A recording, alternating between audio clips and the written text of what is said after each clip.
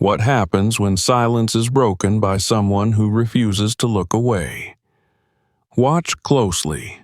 This story is just getting started. Like, subscribe, and tell us in the comments where you're watching from. The morning sun filtered softly through the wide glass windows of Maple Roast Cafe, casting warm amber tones across the polished wooden floors. The cafe had always been a calm refuge in the center of Brookfield, a small town nestled at the edge of the Colorado mountains. Every local knew the smell of cinnamon muffins and fresh ground beans meant you were close to peace. And at 8 a.m., sharp, Mary Watson stepped inside, just as she had for the last 4 years. Dressed in a light beige blouse and a long gray skirt, Mary was a quiet woman with soft eyes and folded hands. At 66, she walked with deliberate grace. A former elementary school teacher, now widowed and retired, she kept to herself.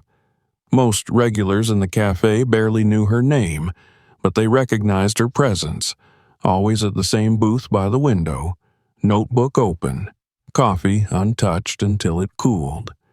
She nodded politely to the barista behind the counter and made her way to her usual spot. The morning crowd was sparse. A few college students chatted over textbooks, a man in a trucker hat read the paper, and in the far corner, a tall figure in a black coat sat quietly with his tea. No one really paid attention to him. Mary placed her notebook on the table and waited patiently for her order. At 8:17 a.m., the door swung open with more force than usual. Officer Zach Bauer stepped in, sunglasses still on, his badge gleaming on his chest.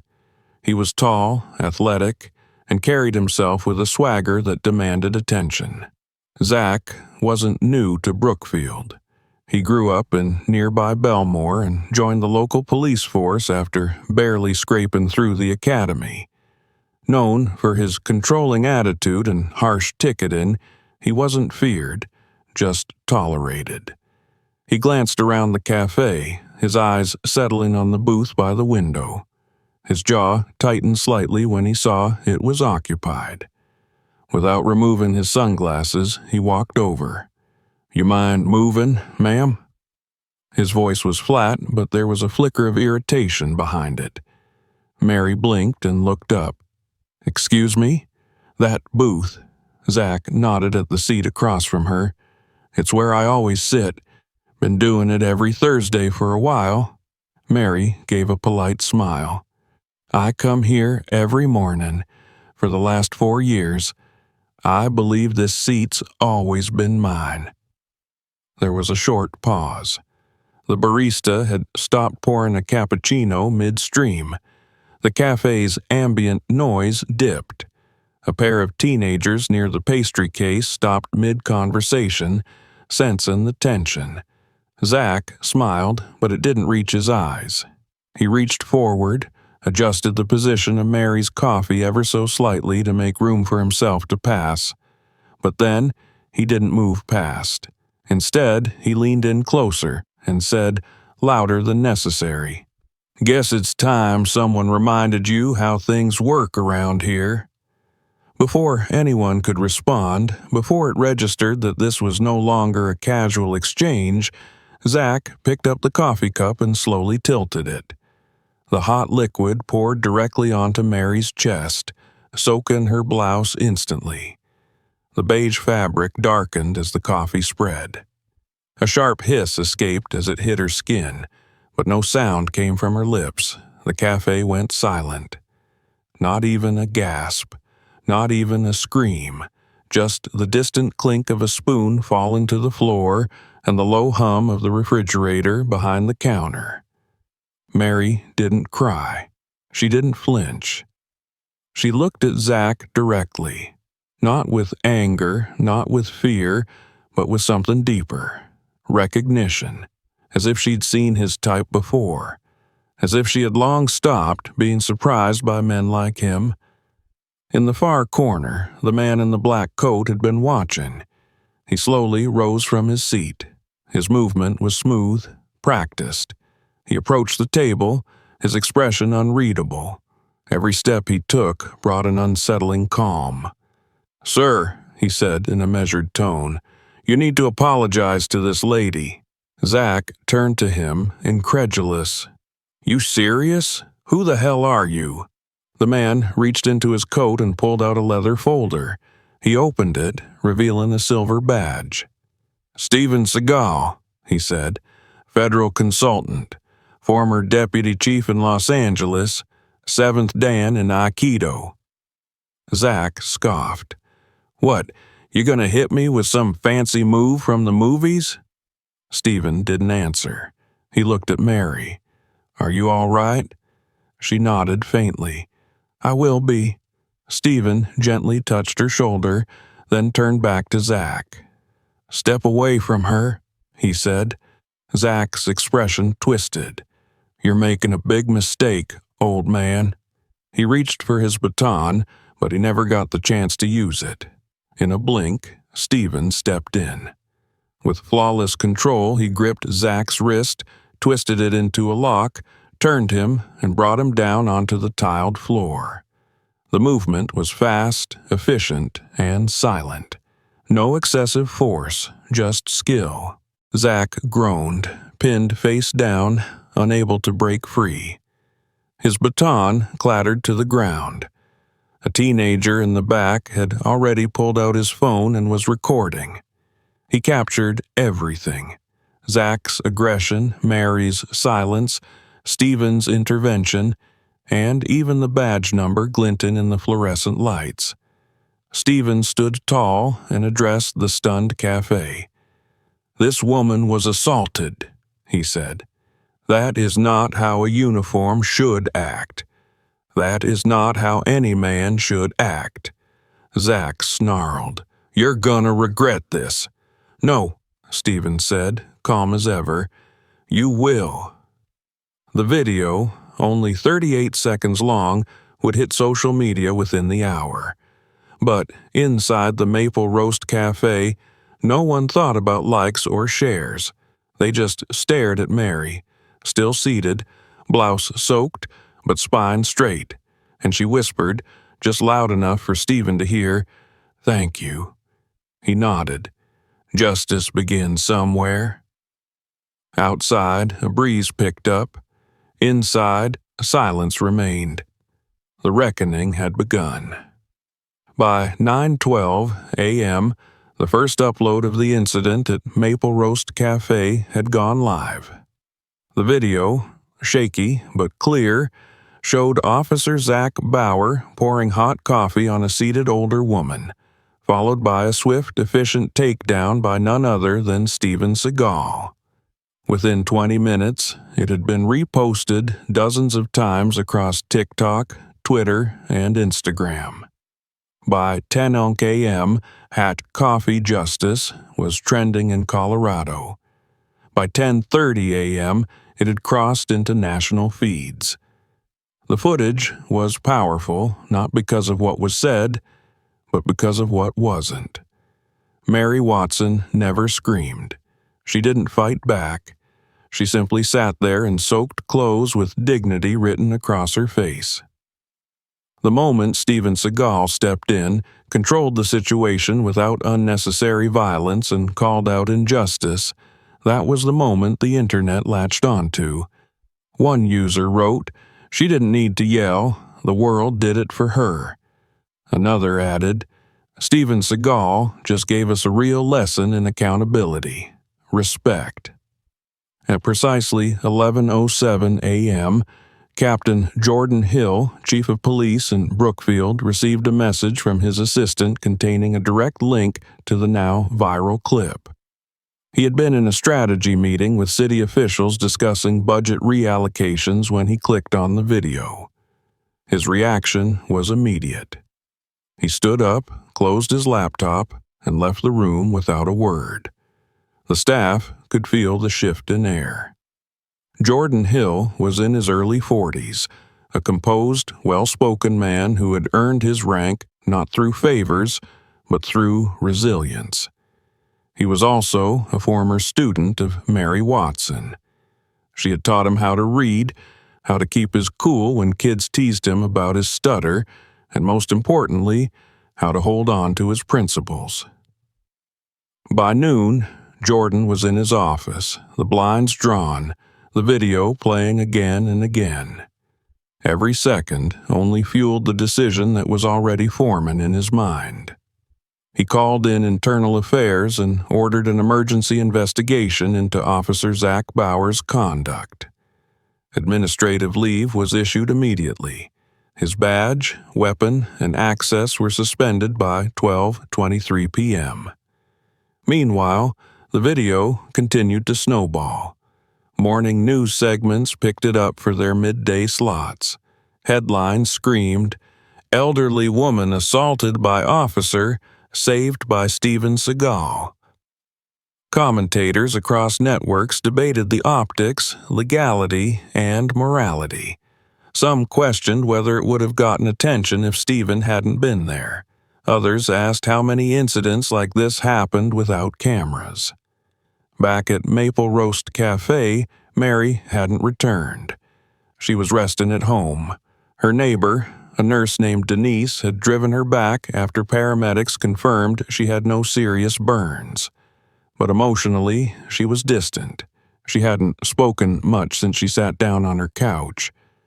Denise tried offering tea, water, dinner, but Mary simply stared at the television screen, watching her own soaked figure replay again and again on the news. By 1:42 p.m., a gathering had begun outside the Brookfield Police Department. No signs, no chants, just presence. Residents from all sides of town, young and old, students and elders, stood holding cups of black coffee, symbolic, intentional, quiet. StevenSeagal arrived at the police station at 2:05 p.m. He wasn't dressed in uniform, nor did he make a public statement. He was greeted by Captain Hill personally, who shook his hand firmly and said, "Thank you for everything." Steven nodded. What happens next matters more than what already did. They went inside, away from the cameras, where Hill debriefed him on the internal review, the preliminary findings of Bauer's prior complaints, 3 documented accusations of excessive force, none of which had led to disciplinary action. "He was protected," Hill admitted, "and that's on us." Steven didn't speak for a moment. Then he asked, "Do you want help?" Hill hesitated. "From you?" "You saw the video, the reaction. I didn't come to be a hero, but I've dealt with corruption before. I've dealt with silence." He paused. "If you wanted a clean house, you might need backup." By 3:30 p.m., the Brookfield Police Department issued a formal press release. Officer Zach Bauer was suspended pending investigation. A broader review of past complaints was being initiated. Mary Watson's name was not included, but the community already knew who she was. By 4:00 p.m., dozens more residents had joined the crowd outside the station. An elderly man passed out flyers that read, "Say her name, say them all." Teenagers handed out free coffee in paper cups with hand-drawn hearts. Someone had printed a still image from the video. Mary, seated in silence as the coffee darkened her blouse, and taped it to a streetlight with the words, "She never raised her voice. We will." In a closed-door room upstairs, Jordan Hill spread a file across his desk. Zach Bauer's full personnel record. Next to it, a list of all closed complaints in the last 10 years. Highlighted in red were every file that had been marked "No further action." It was longer than it should have been, much longer. Steven stood beside him, reviewing each line with sharp, quiet intensity. "This goes deep," Jordan said. "Too deep for just one man to fix." Steven looked at him and said, "Then let's not be one man." By 6:00 p.m., news vans lined the street. National reporters joined local ones. The mayor issued a short televised message calling the incident unacceptable, though she stopped short of addressing the deeper implications. Back at Mary's house, her neighbor turned off the TV. "You need rest," she said gently. Mary didn't argue. She simply asked, "Did they see what I saw?" Denise replied, "They saw you, and now they can't unsee it." By 7:45 p.m., someone wrote in chalk outside Maple Roast. She sat in silence, but the world roared back. Steven sat alone in his hotel room watching the footage again. Not out of vanity, but out of principle. He paused it on Mary's face mid-frame, her calm, her strength. He knew that look. He'd seen it in survivors, in truth-tellers. This wasn't about a coffee spill. It was about something much older, much colder, and far from over. As the sky darkened over Brookfield, change was no longer knocking. It was walking in. By sunrise the next day, the town of Brookfield was buzzing in a way it hadn't in years. News anchors were still replaying the clip, commentators still debating, and social media hadn't taken a breath. But inside the Brookfield Police Department, the tone was far less reactive. It was quiet, focused, serious.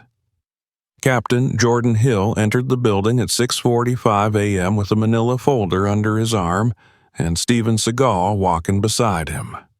Overnight, they had prepared a list of actions, a full audit of unresolved internal complaints, a re-examination of all excessive force reports from the last 10 years, and the suspension of Officer Bauer without pay. The department's internal integrity team, rarely mobilized, was called in. Jordan wasn't doing this to save face. He was doing it because he couldn't sleep knowing that Bauer had slipped through cracks that should have never existed. Steven, though not officially part of the department, had taken on a consultant role. His presence alone had shifted the dynamic. Officers walked straighter when he passed. They knew who he was, not just a Hollywood icon, but a former lawman who'd actually worked narcotics and trained SWAT teams. He knew the job, and he knew its failures. At 7:10 a.m., Internal Affairs set up in a small conference room near the basement archives. Boxes of files were hauled up, some dusty, others never opened. Officer Janine Holloway, a sharp and methodical analyst, led the review. She had a clipboard, a rolling cart, and a mission. Truth without exception. "We've got 217 unresolved complaints," she told Jordan, some dating back over a decade. A third of them were dismissed after initial intake with no documentation of follow-up. Steven leaned over the desk. "Sort them by officer. Let's see if patterns emerge." By 8:15 a.m., they had already flagged 5 officers with multiple complaints. One name stood out more than the rest: Corporal Daniel Creel.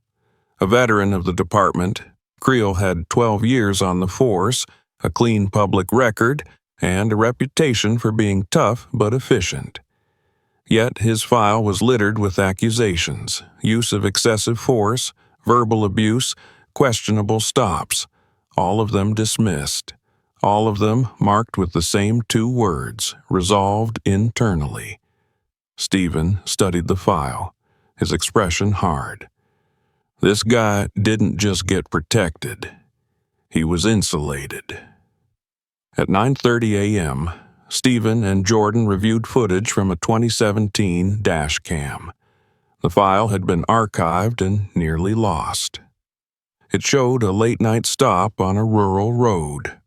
Creel's flashlight beams into the window of a black sedan. A young black man in his early 20s sat in the driver's seat, hands on the wheel. A teenage girl sat in the passenger seat, frozen. There was no audio, but the body language told the story. Creel pulled the driver out aggressively. There was no visible resistance, yet Creel shoved him against the hood. The passenger flinched. She opened her door slowly, hands up. Creel turned and advanced on her. Then, static. The footage cut out. "What happened after that?" Jordan asked. Steven clicked through the system. No supplemental report, no filed complaint, no citation. Jordan looked at the file again. There was a report filed, but it was marked incomplete and buried. No follow-up, no witness contact. At 10:42 a.m., a teenage girl arrived at the station, now a college freshman. Her name was Jasmine Carter. She had seen her face in a still from the viral footage. Her parents had saved the video from 2017, convinced no one would believe their story. But now the evidence had surfaced. Jasmine sat across from Jordan and Steven, hands folded. "I was 15, she said. "My brother was driving me home from church. Creel pulled us over for a broken taillight. He said we were acting nervous. My brother didn't even raise his voice, but Creel slammed him against the car and yelled at me to stay inside. I thought he was going to shoot us." Steven leaned forward. "Why didn't your family file a formal complaint?" "We did," she said, "but no one ever called us back, and then we just stopped trying." Jordan's face darkened. "You're not being ignored anymore." By 12:15 p.m., Jasmine's statement was on record, and the case was reopened. Corporal Creel was called into the department for questioning. He arrived in uniform, calm, unbothered. "I don't recall that stop," he said casually. Steven placed a printed still of the dashcam footage on the table. Jasmine's terrified face stared back. "You were the only officer on duty that night," Steven said, "and you turned off the dashcam." "It malfunctioned," Creel replied. Janine entered the room holding maintenance logs. No record of any malfunction for that vehicle before or after that date. Creel paused. His smile faded. Jordan leaned in. "You're being placed on administrative suspension, effective immediately. Internal Affairs will continue investigating, and this case will be sent to the state board." Creel stood, his jaw tight. "You're going to regret this." Steven stepped beside him. "No, you are." By 2:00 p.m., Creel's name was added to the bulletin board in the department lobby. A printed notice, simple and clear. "Suspended pending investigation." Below it, Jordan had handwritten 6 words: "No justice without accountability." By 3:00 p.m., the community outside had grown. People brought folding chairs, local ministers prayed quietly. High school students handed out copies of Jasmine's testimony. One elderly man passed around old police reports he'd collected over the years, each marked unresolved. Maple Roast Cafe had become a meeting ground.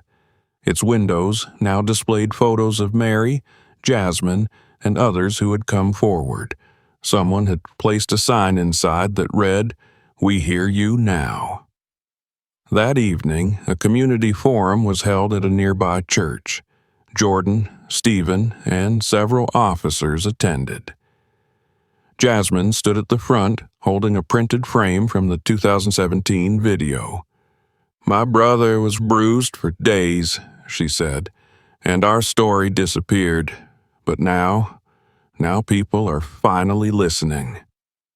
The room stood in silence. No one clapped, no one shouted, but in that silence was something stronger than noise. Back at her home, Mary watched the live stream on her phone. She still hadn't returned to the cafe, but her strength was undeniable. The world had moved for her, because she refused to let it pass unnoticed. Later that night, Jordan met Steven at a bench outside the station. "We've stirred something deep," Jordan said. Steven nodded. "Let it rise. It's the only way to clean it out." And, as the streetlights flickered on across Brookfield, the list of names under review grew longer, not out of vengeance, but out of necessity, because silence had ruled for too long, and truth was finally finding its voice. By the next morning, the atmosphere inside the Brookfield Police Department had changed. The tension was no longer subtle, it was everywhere. Officers passed each other in the hallways with cautious glances, conversations dropped to whispers, and the unspoken lines dividing the department had begun to show in posture, tone, and silence. The bulletin board in the main lobby, once used for holiday notices and community flyers, now displayed a growing list of suspended officers, each name written in stark black print. Corporal Daniel Creel's name sat at the top, beneath the words, "No justice without accountability." At 7:00 a.m., Jordan Hill entered the station with StevenSeagal beside him. Neither man spoke much that morning. They had both sensed that the storm was no longer building. It had arrived. And with it came resistance. Lieutenant Morris approached them in the hallway with a grim expression. "We've got an issue. Power flickered in the East Wing, internal servers went down for 15 minutes, archives went offline. We're running backups now, but it looks deliberate." Steven's eyes narrowed. "How secure is your access to complaint files?" "Better than it used to be," Jordan said, "but not bulletproof. Then someone's trying to bury something before it sees the light." By 7:45 a.m., the server room had been locked and access limited to senior staff and IT under direct supervision. But the damage had already begun. 3 files flagged for review were missing from the shared database. The original hard copies still existed, but this was a message.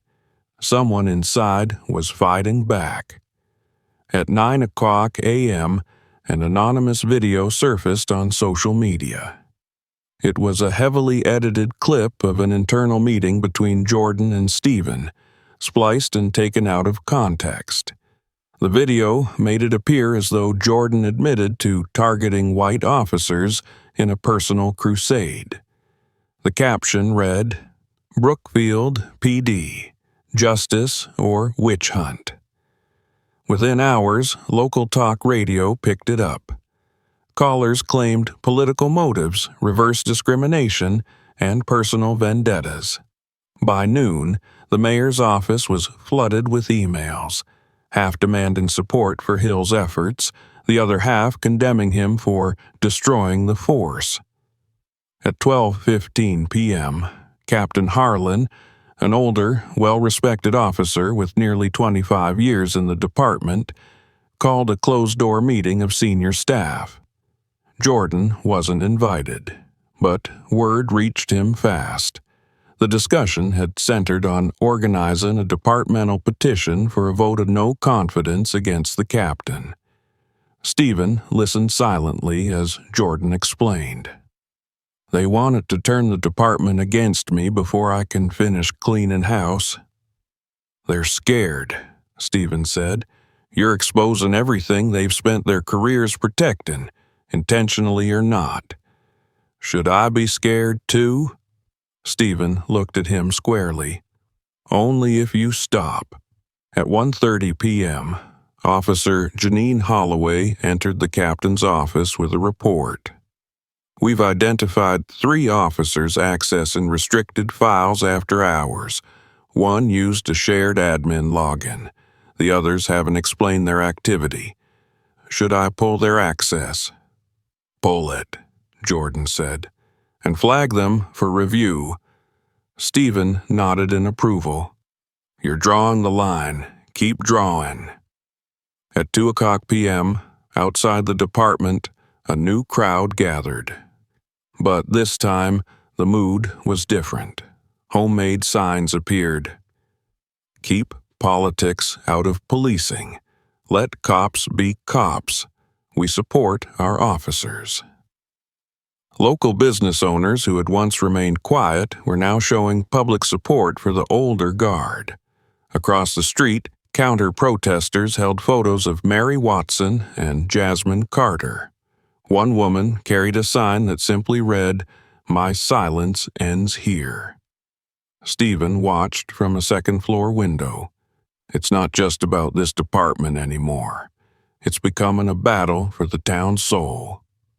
By 3:15 p.m., the union issued a public statement accusing Jordan Hill of creating a hostile work environment and leading a campaign of intimidation against career officers. The statement was picked up by local news within the hour. Reporters waited outside the station, demanding a response. Steven stepped into the press circle at 4:00 p.m., Jordan beside him. Cameras flashed, microphones rose. "Before anyone asks," Jordan began, "yes, I approved every investigation. Yes, we are reviewing every flagged complaint.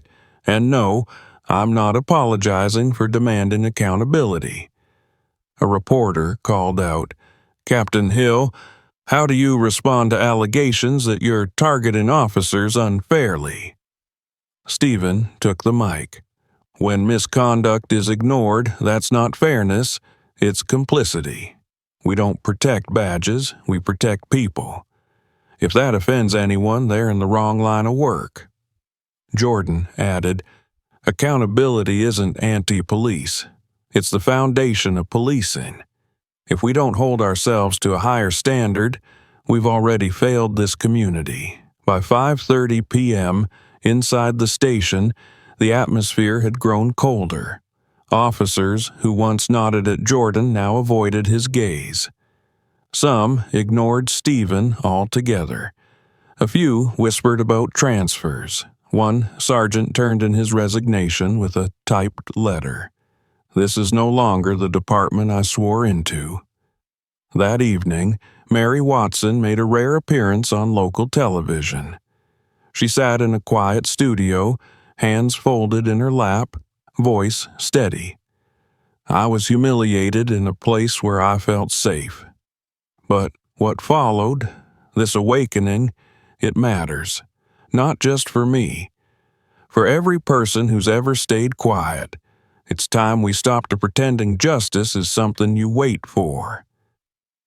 The clip went viral within hours. Even national outlets picked it up. Steven watched it alone that night. He rewound her final sentence 3 times. "It's time we stop pretending justice is something you wait for." At 9:40 p.m., Janine sent a confidential message to Jordan. "We traced the anonymous video leak. It was Harlan." By 10 p.m., a formal letter of suspension was delivered to Captain Harlan's home. He didn't respond, but the message was received. Brookfield was on the edge of something it hadn't experienced in years: transformation. Painful, chaotic, necessary transformation. And as StevenSeagal stood outside the department watching shadows stretch across the pavement, he knew the hardest chapter was yet to come. The one where the truth didn't just come out, but stayed out. By the following morning, the town of Brookfield no longer felt like the quiet community it had once been. It felt like a fault line stretched between those demanding justice and those defending the old ways. The 5th name had been added to the department bulletin board overnight, then a 6th, each accompanied by the same handwritten phrase in bold black marker: "No justice without accountability." At 6:45 a.m., Captain Jordan Hill arrived early, eyes heavy but resolute. StevenSeagal followed, silent as ever, dressed in his signature black. The building was cold, not from temperature, but from the withdrawal of respect. Officers who once greeted Hill with firm nods now averted their eyes. The shift wasn't just morale, it was loyalty fracturing. At 7:10 a.m., Lieutenant Janine Holloway entered Jordan's office, placing a sealed envelope on his desk. "They're moving forward with the vote," she said. "The union wants to hold a formal vote of no confidence by Friday. They're gathering signatures today." Jordan read the notice quietly. "Let them vote." Steven sat nearby, arms crossed, calm. This is where they show their faces. By 8 o'clock a.m., the department was buzzing. Some officers were openly angry. Others whispered behind closed doors. 3 didn't show up for roll call. 2 turned in their patrol gear and walked out. One of them, Sergeant Kessler, left a note that read, "This is a political circus." Outside, the front steps of the station had become a battleground of visuals. On one side, protesters held signs demanding transparency and accountability. On the other, supporters of the police union stood with flags and phrases like, "Protect our own and enough with the witch hunt." By 9 o'clock a.m., a woman stepped out from the crowd. In her late 60s, wearing a weathered coat and carrying a laminated photograph. She didn't speak loudly. She simply stood in front of the cameras and raised the image. "My son was pulled over 3 years ago by one of these officers," she said. "Filed a complaint. It vanished. Today I saw that officer's name on the list. Thank you, Chief Hill." There was no applause, just silence and camera shutters clicking like rain. Inside, Jordan was reviewing more files when Steven stepped in. "You still sure about this?" he asked. Jordan didn't look up. The truth's not always popular, but it's always right. At 11:30 a.m., Corporal Dale Horton, one of the 7 names on the public list, asked to speak with Jordan privately. It was unexpected. When Horton entered the room, he didn't sit. He didn't argue. "I was reckless," he said. "I thought no one was watching, but I was wrong, and I deserve the review." Jordan studied him. "Why now?" "Because maybe, for once, we're trying to be the department we pretend to be." Steven nodded once. "Then help us get there." By 1 p.m., Janine finalized the 8th suspension file. Another name, another badge, another crack in the old wall. At 2:30 p.m., Brookfield's mayor called a press conference in City Hall. Cameras lined the back wall. Journalists took every seat. The mayor, who had previously avoided strong stances, now stood with resolve. "I've seen the files, I've seen the footage, I've seen the town divide, but I've also seen the courage it takes to stand up even when it's not popular. I support Chief Hill, and I reject any motion that attempts to silence this reckoning." The crowd murmured. Some clapped. Others sat frozen. At 3 o'clock p.m., the city council gathered. The motion to censure Hill was brought to the floor. The vote was called. 5 votes against, 2 abstentions. The motion failed. Brookfield police reform would move forward. That night, Jordan returned to his office long after dark. Rain streaked across the windows, and most of the building was empty. Only Steven remained, reviewing files under a dim desk lamp. "You won," Steven said. Jordan shook his head. "No, the city did." They sat in silence for a moment. Then Steven added, "But you held the line." Outside, the protesters had gone home. The signs were soaked, but the message had landed. The wall of silence had cracked. The next morning, the town woke up to a new post on the department's public bulletin board. A final list. 9 names, each with a badge number, each marked for formal review. Beneath the list was a handwritten note from Jordan Hill. To every citizen who was ever ignored, I hear you. To every badge that forgot its purpose, I remember. No more silence, not here. At 10:00 a.m., a classroom full of 4th graders at Brookfield Elementary asked their substitute teacher if she knew what the word accountability meant. She smiled and said, "It means doing the right thing, even when no one claps." And at Maple Roast Cafe, Mary Watson returned to her usual booth. Her blouse was no longer stained. Her notebook rested open. Stephen entered a few minutes later, nodded once, sat across from her. She didn't say much, neither did he. But sometimes justice doesn't shout. It sits quietly and waits to be seen, and in Brookfield, it finally was. Some stories don't end, they echo. If this one stayed with you, like and subscribe. And let us know where in the world you're watching from.